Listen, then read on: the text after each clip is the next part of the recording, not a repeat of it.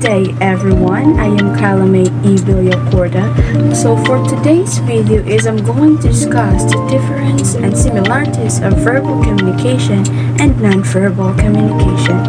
Verbal communication is the use of spoken language to convey information, ideas, thoughts, and feelings between individuals or groups. It is one of the most common and effective forms of communication used by humans. Verbal communication can take place in various forms, including face-to-face conversations, phone calls, video conferences, public speeches. It relies on the use of words, tone of voice, and pronunciation to convey messages and facilitate understanding between people.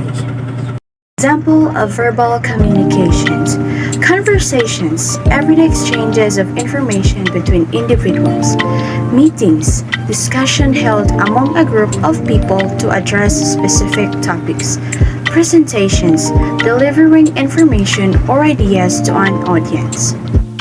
And now, let's move on to nonverbal communication. Nonverbal communication is a transmission of messages or signals through a nonverbal platform such as eye contact, facial expressions, gesture, posture, use of objects, and body language. It includes the use of social cues, kinesics, distance and physical environments, appearance of voice, and of touch. So here is an example of nonverbal communication: facial expressions, body language, gestures, and eye contact. Understanding and interpreting nonverbal cues is essential for effective communication, as they often provide context and additional meaning to verbal messages. Keep in mind that cultural differences can influence the interpretation of nonverbal communication, so it is important to be aware of this variation in different contexts. The similarities of verbal communication and nonverbal communication: they both convey meaning and can be used to express thoughts, feelings, and intentions. Both verbal and nonverbal communication are also affected by context, culture, and individual differences.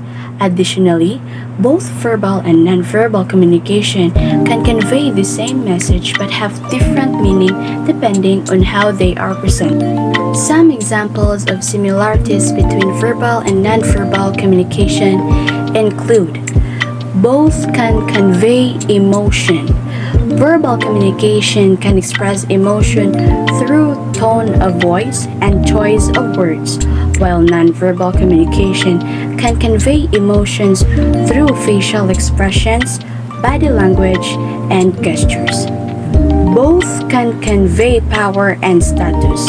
Verbal communication can convey power and status through the use of formal language and assertive speech patterns, while nonverbal communication can convey power and status through posture, physical presence, and use of personal space. That's all for today's video. I hope you've learned something from me. Again, this is Kalame E. Villacorda. Thanks for watching.